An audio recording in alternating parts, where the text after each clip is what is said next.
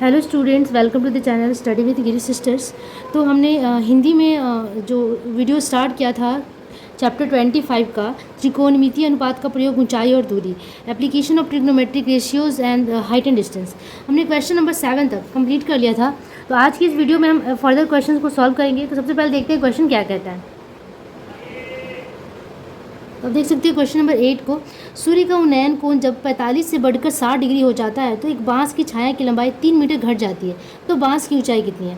तो सूर्य का उन्नयन कोण 45 से बढ़कर 60 हो जाता है, ठीक है। तो कोण बढ़ के 45 से कितना हो गया, 60 हो गया। तो बांस की छाया की लंबाई घटेगी, और कितनी घटी है, 3 मीटर घट गई, तो बांस की ऊंचाई। और ये क्वेश्चन बहुत इंपॉर्टेंट है, तो चलो इसे हम सॉल्व करते हैं। ओके, तो सबसे पहले फिगर ड्रॉ कर लेते हैं। तो फिगर इस तरीके से हम बना सकते हैं कि ये मान लेते हैं क्या कि खंभा है, ठीक है, सॉरी बांस है, और बांस की लंबाई क्या कह रहा है कि सूर्य का जब उन्नयन कोण 45 से बढ़ के 60 हो जाता है तो 45 डिग्री छोटा होगा। मान लेते हैं कि ये जो है ये बना रहा है यहाँ पे कितना, 45 डिग्री का कोण, ठीक है। अब ये बढ़ के 60 हो जाता है, मतलब ये बढ़ के 60 होने का क्या मतलब है, मैंने पहले भी एक्सप्लेन किया है कि जब भी उन्नयन कोण की बात होती है ना, तो हम एंगल देखते हैं कि नीचे से हम पीक को देख रहे हैं, ऊपर की तरफ देख रहे हैं, ये हमारा सूर्य है, हम सूर्य को देख रहे हैं, ठीक है ना। तो यहाँ से जब अब इसकी क्या हो गई कि उन्नयन कोण बढ़ के 60 डिग्री हो गया। उन्नयन कोण बढ़ता है तो हमें सिर ज़्यादा ऊपर उठाना पड़ेगा, मतलब एंगल बढ़ गया। यहाँ 45 एंगल कम था, अब बढ़ गया, तो और पास में आ जाएंगे। मान लो यहाँ आ गए, अब इसे मिलाते हैं, ठीक है। तो ये यहाँ पे कितना डिग्री का कोण बना रहा है, 60 डिग्री का कोण बना रहा है। तो क्या कह रहा है कि बांस की लंबाई घट के 3 मीटर हो जाती है। अब देख सकते हो कि मान लेते हैं कि ए बी क्या है, बांस है, और ए बी बांस है। जब ए बी बांस 45 डिग्री का कोण बना रहा था, जब उन्नयन कोण 45 डिग्री का था, तो बांस की जो छाया की लंबाई थी वो क्या थी, BC थी, ठीक है। लेकिन जब यही 45 से 60 डिग्री हो गया तो बांस की छाया की लंबाई हम मान लेते हैं क्या, BD हो गई। अब छाया घट गई तो कितनी घटी है, 3 मीटर घटी है। इसका मतलब BC में से अगर BD माइनस कर देंगे तो ये हो गया 3 मीटर, यानी कि DC की लंबाई यहाँ पे दिया हुआ है, DC की लंबाई दिया हुआ है। तो इस चीज़ को हम लिख लेते हैं ताकि आप लोग भूलें ना। तो हमने इसे लिख लिया कि जब बांस की लंबाई ए बी मीटर मान लिया है, बांस AB है, तो सूर्य का उन्नयन कोण जब 45 डिग्री था तो छाया की जो लंबाई थी वो क्या थी, BC थी। जब सूर्य का उन्नयन कोण बढ़ गया, 60 डिग्री हो गया, तो छाया की लंबाई BD हो जाएगी, ठीक है। अब क्या दिया हुआ है कि क्या लिखा हुआ है कि बांस की छाया की लंबाई घटकर 3 मीटर हो जाती है। तो प्रश्नानुसार बांस की छाया की लंबाई क्या हो जाएगा कि BC माइनस, इस पूरा BC में से हम BD माइनस कर देंगे, घट गई ना छाया की लंबाई, तो ये कितनी हो गई, 3 मीटर। तो 3 मीटर ये आ गया, BC माइनस BD आ गया 3 मीटर, ठीक है, ठीक है। अब आते हैं इस वाले ट्रायंगल में, ABD ट्रायंगल में, ठीक है, त्रिभुज ABD में, ABD में हमारे पास क्या है, एक एंगल दिया हुआ है, और AB हमारा एक मेन हमें निकालना है कि बांस की लंबाई कितनी। तो AB को हम टारगेट ले लेते हैं, मतलब हम tan से ले लेते हैं, लंब बटा आधार ले लेते हैं। तो हम क्या ले लेंगे, tan 60 डिग्री, लंब बटा आधार, लंब कितना है, AB है, आधार कितना है, BD है, ठीक है। अब tan 60 का वैल्यू हमें पता है कितना होता है, √3, ठीक है। तो √3 इज इक्वल्स टू क्या हो गया, AB का मान तो AB रहेगा, और BD हमें पता है क्या, हमें BD नहीं पता, हम BD निकाल लेंगे। तो यहाँ से हम BD निकाल लेते हैं, तो BD से क्रॉस मल्टीप्लाई करेंगे, नहीं तो इसको ये कर लेते हैं, तो AB बाई √3 होगा। BD का वैल्यू इतना आ गया है ना, AB बाई √3, ठीक है, ठीक है। अब हम ये वाला ट्रायंगल में का हमने काम कर लिया। अब बड़े सा ट्रायंगल में देखते हैं, ये भी 90 डिग्री का एंगल बना रहा है यहाँ पे B पे, तो हम ये बड़ा ट्रायंगल ले सकते हैं, ABC को ले सकते हैं, ठीक है। तो पुनः ले सकते हैं ट्रायंगल ABC में। ABC में हम क्या देखते हैं कि वही मिलेगा 45 डिग्री, आधार लंब बटा आधार। इसका मतलब हम लिख सकते हैं कि AB बटा BC बराबर tan 45, लंब बटा आधार tan में आता है, और 45 का वैल्यू 1 होता है, ठीक है। तो यहाँ पे हमें AB tan 45 degree into BC हो जाएगा, और tan 45 का वैल्यू 1 हो गया, यानी कि AB इक्वल्स BC हो गया, AB इक्वल्स BC हो गया, है ना, क्योंकि tan 45 का वैल्यू तो 1 ही होता है, तो AB इक्वल्स यहाँ पे BC आ गया। अब हमारे पास ये वाला रिलेशन था, ये 1 नंबर रिलेशन हमारे पास था, तो इस रिलेशन में हम ये सारा वैल्यू को क्या करेंगे, पुट कर देंगे, ठीक है। तो लिख देंगे कि एक से हमें क्या मिला, BC का वैल्यू हम पुट कर देंगे। BC हमारे पास कितना, AB है, तो AB लिख देंगे BC की जगह पे AB माइनस। अब यहाँ BD का वैल्यू हमारे पास कितना है, AB बटा √3 बराबर कितना है, 3 मीटर। अब आप देख सकते हो कि AB कॉमन आ गया, हम लिख सकते हैं 1 माइनस 1 बाई √3 इक्वल्स 3, ठीक है। अब आप इसको इस तरीके से ले सकते हैं कि AB इंटू दिख नहीं रहा होगा, सॉरी। यहाँ पे √3 लेंगे और यहाँ से हो गया √3 - 1 = 3। अब यहाँ से ए बी निकालेंगे, ए बी बराबर 3√3 बटा √3 - 1। ये क्रॉस मल्टीप्लाई हो गया, ये नीचे आ गया, तो ए बी का मान इतना आ गया। ठीक है, अब आप जानते हैं कि जब भी रेशनलाइज के फॉर्म में आता है तो हम क्या कर देते हैं, इस तरीके का आता है नीचे रूट में, तो हम इसको रेशनलाइज कर देते हैं। और हमें ए बी ही तो निकालना था, ए बी क्या है, बांस की लंबाई है, तो ए बी बराबर 3√3 बटा √3 - 1 है, तो इसको मल्टीप्लाई कर देंगे √3 + 1 से, यहाँ भी √3 + 1 से कर देंगे, है ना। ठीक है, इसके बाद हम ऊपर पर मल्टीप्लाई करते हैं, तो 3√3 इंटू √3 + 1, और यहाँ पे हो जाएगा √3 का स्क्वायर - 1 का square, a + b into a - b का फॉर्मूला से a² - b², तो 3 - 1 यानी कि 2 आ गया। ठीक है, तो यहाँ पे 3/2 और ये √3 से मल्टीप्लाई कर देते हैं, तो ये हो गया 3 और इससे मल्टीप्लाई करते हैं तो √3, ये आ गया। ठीक है, तो अब सबका वैल्यू यहाँ पे पुट कर देते हैं, 3 + √3 का वैल्यू होता है 1.732। ठीक है, तो उसको पुट कर देते हैं 1.732। ठीक है, अब इसे सॉल्व कर लेते हैं, तो आप इसे सॉल्व कर लीजिएगा, ये कुछ इस तरीके से आएगा 7.098। तो ये आपका हो गया आंसर। तो ए बी क्या था, हमने ए बी क्या माना था, बांस की लंबाई, तो हम क्या लिखेंगे कि बांस की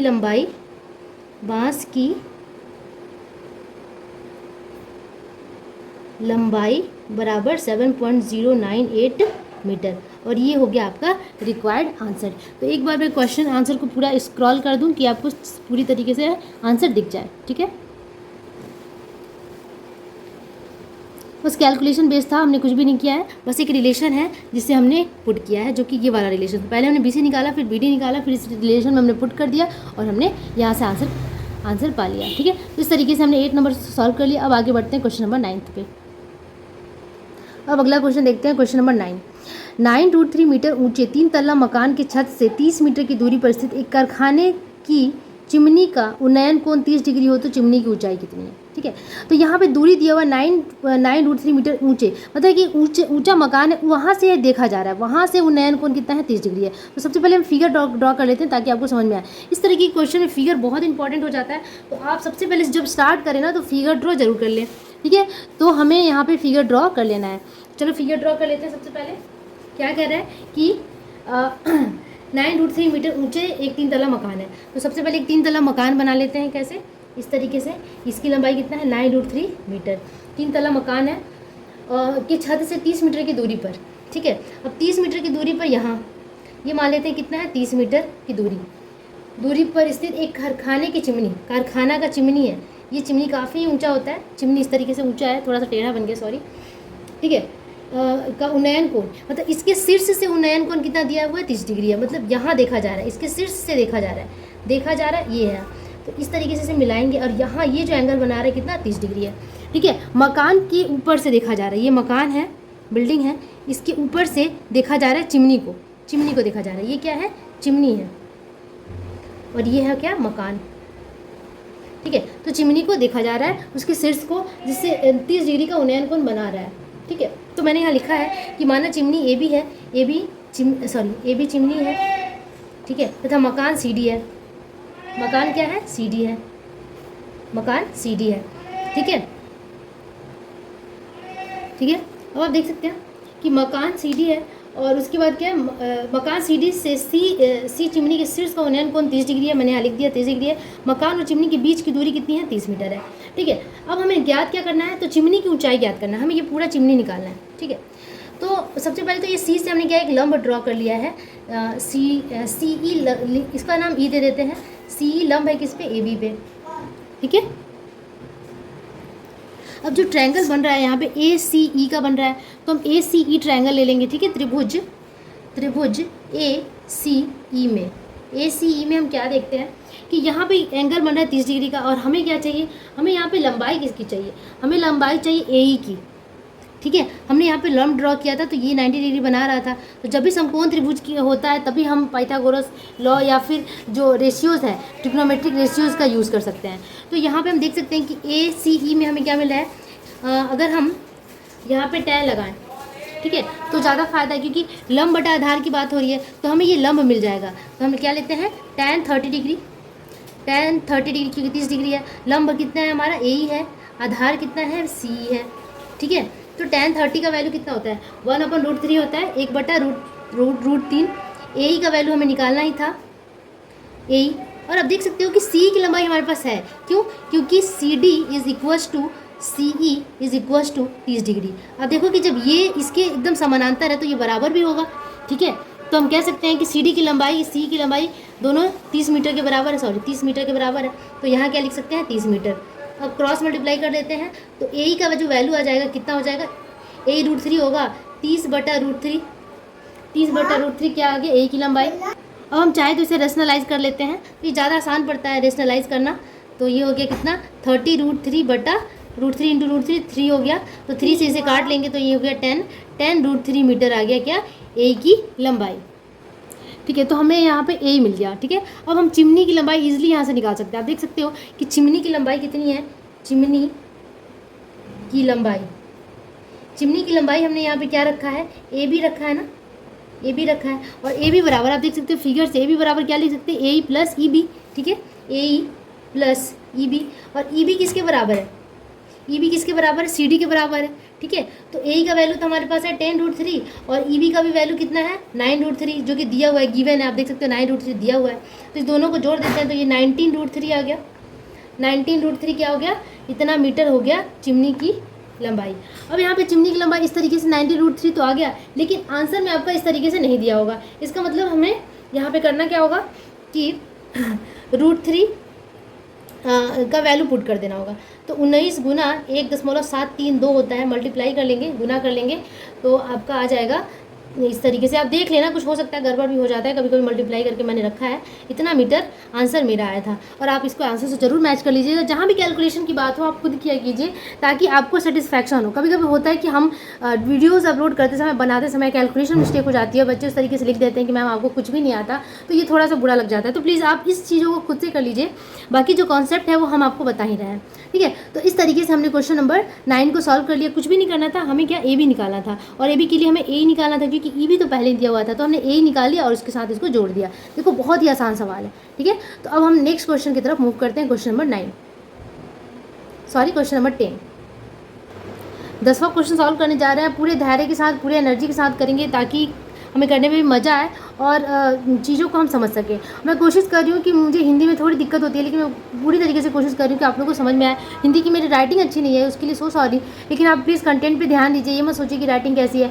आप इस चीज़ों को समझने की कोशिश कीजिए कि हाँ हमें समझना है, हमें सीखना है, चाहे वो कैसा भी हो, हमें फ्री में मिल रहा है, हमें सीखना है। तो चलो क्वेश्चन नंबर 10 देखते हैं। एक लाइट हाउस प्रकाश घर से के साथ एक ही सररेखा में से दो जहाज़ों के मस्तूल के नीचे सिरे का अवनति कोण दिया हुआ है। अवनति कोण 60 और 30 हो तो पास वाला जहाज प्रकाश घर से यदि 150 मीटर की दूरी पर हो तो दूसरे जहाज़ के मस्तूल की लाइट हाउस से कितनी जो दूरी पर है। एक लाइट हाउस की ऊंचाई कितनी है उसे ज्ञात करें। तो ये जो मस्तूल है इस तरीके से दिया है, मेरे पास इंग्लिश का भी बुक है, मैंने वहाँ से कर लिया था इसको, तो इसे हम करते हैं, ठीक है। अब हम क्वेश्चन को समझने की कोशिश करते हैं, ठीक है। यहाँ प्रकाश स्तंभ लाइट हाउस है, एक प्रकाश घर है, ठीक है। एक लाइट हाउस के साथ एक ही सरल रेखा में दो जहाज है ना, एक ही सरल रेखा में दो जहाज स्थित हैं, ठीक है। तो सबसे पहले हम इस तरीके से एक लाइट हाउस बना लेंगे कि माना ए बी क्या है? लाइट हाउस है। ए बी एक लाइट हाउस है और एक ही सरल रेखा में स्थित क्या है? दो जहाज हैं जिसके मस्तूल के निचले सिरा, मतलब मस्तूल पता नहीं क्या होता है, इसके निचले सिरे का अवनति कोण दिया हुआ है 60 और 30। अवनति कोण 60 और 30 है। तो जब अवनति कोण बनाते हैं ना तो हम एक्चुअली में पैरेलल लाइन खींचते हैं, मतलब ए बी से पैरेलल लाइन खींचा हुआ है, तो हमें क्या करना है? एक पैरेलल लाइन यहाँ पे खींचना है, ठीक है। एक पैरेलल लाइन खींचना है। अब अवनति कोण बना रहे हैं कितना? एक ही सिरे, दो जहाज़ों के मस्तूल के निचले सिरे का अवनति कोण 60 और 30 है ना। तो मान लेते हैं कि पहला जहाज़ यहाँ पे ये है, दूसरा जहाज़ ये रहा और पहला जहाज़ यहाँ पे ये रहा, ठीक है, डी। तो यहाँ से अवनति कोण, यहाँ से जब इसको मिलाएंगे ना, ए से डी को मिलाएंगे, तो अवनति कोण का क्या मतलब कि यहाँ से एंगल बन रहा है, यहाँ से नीचे को देख रहे हैं, ऊपर से नीचे को देख रहे हैं, है ना। तो यहाँ बन रहा है कितना? 30 डिग्री का एंगल बन रहा है। उसके बाद क्या कर रहा है कि दूसरे जहाज के साथ 60 डिग्री का एंगल का अवनति कोण 60 डिग्री है। तो इससे इसको मिलाएंगे, थोड़ा सा टेढ़ा हो जाता है मेरा, तो यहाँ से ये जो बन रहा है ना, यहाँ पे 60 डिग्री, मतलब ये वाला जो एंगल है, ये वाला, ये कितना है? 60 डिग्री का है। कितना है? 60 डिग्री का है, ठीक है। छोटा वाला एंगल 30 और ये 60। तो आप देख सकते हो कि अल्टरनेट एंगल हमेशा बराबर होता है ना, एकांतर कोण हमेशा बराबर होता है। तो ये जो 30 है, इस 30 के साथ ये भी 30 हो जाएगा और ये जो 60 है तो ये भी 60 हो जाएगा, तो इस तरीके से हमने अवनति कोण को उन्नति कोण में चेंज कर दिया। ठीक है, अब क्या कह रहा है कि निचले सिरे के साथ इतना कोण बना रहा है तथा प्रकाश घर से 150 मीटर की दूरी पर स्थित है। ठीक है, एक बार और मैं इसको पढ़ूँ। एक चीज़ मैंने छोड़ा, यहाँ पे लिखा हुआ है कि पास वाला जहाज प्रकाश घर से 150 मीटर की दूरी पर है। जो पास वाला जहाज है, मतलब कि ये जहाज है सी, ये 150 मीटर की दूरी पर स्थित है, ये दिया हुआ है। तो दूसरे जहाज से मस्तूल लाइट के हाउस से कितनी दूरी पर है, मतलब दूसरे जहाज की दूरी पूछ रहा है। इसका मतलब हमसे एक्चुअली पूछ रहा है कि जो ये है लाइट हाउस से कितनी दूरी पर है, बीडी पूछ रहा जा रहा है। हमें निकालना क्या है, हमें निकालना है बीडी। ठीक है, हमें बीडी निकालना है। तो हमने आज स्टेटमेंट लिख लिया कि माना प्रकाश स्तंभ ए बी है और ए बी की ऊंचाई हमने कितना मान लिया, x मीटर मान लिया। ठीक है, ए बी का पाद बी दो जहाज़ों का पाद बिंदु सी और डी एक ही सरल रेखा पर स्थित है। बी और सी और डी एक ही सरल रेखा पर स्थित है। ए से सी और डी का अवनति कोण, ए से सी और डी का अवनति कोण क्रमशः 60 और 30 डिग्री है। ठीक है, बीसी की लंबाई 150 मीटर है। ठीक है, ये सारी चीज़ें हैं गिवन। ठीक है, तो वॉट एवर इज गिवन, जो भी दिया हुआ है हमने क्या किया, यहाँ पे लिख लिया। अब हमें क्या चाहिए, हमें फोकस किस पे करना है, हमें पूछा क्या जा रहा है कि हमें लाइट हाउस की लंबाई ज्ञात करनी है, ए भी ज्ञात करना है। तो हमने इसी को एक्स मान लिया है, तो हमें ऐसा कुछ लेना होगा जिसमें ए भी आए। तो यहाँ पे देखो 60 डिग्री हम ले लेंगे कि त्रिभुज ए बी सी में, ए बी सी में हम क्या देख सकते हैं कि ए बी बटा बी सी करें, लंब बटा आधार करें, ए बी बटा बी सी अगर हम करते हैं तो 60 डिग्री, tan 60 डिग्री हमें मिलता है। ठीक है, अब ए बी का लंबाई हमें नहीं पता, हमने एक्स मान लिया था। बी सी हमारे पास कितना है 150 मीटर और tan 60 का वैल्यू कितना होता है √3। ठीक है, तो यहाँ से हमें क्या मिल जाएगा, एक्स मिल जाएगा। ठीक है, तो हम लिख सकते हैं कि x बराबर 150 √3 मीटर। तो हमें यहाँ पे क्या ईजिली मिल गया कि लाइट हाउस की लंबाई कितनी है। और देखते हैं कि आगे क्या पूछ रहा है। अब कह रहा है कि प्रकाश स्तंभ, ये प्रकाश स्तंभ ए बी से दूसरे जहाज की दूरी, मतलब यहाँ पे हमें बी डी की लंबाई पूछा जा रहा है।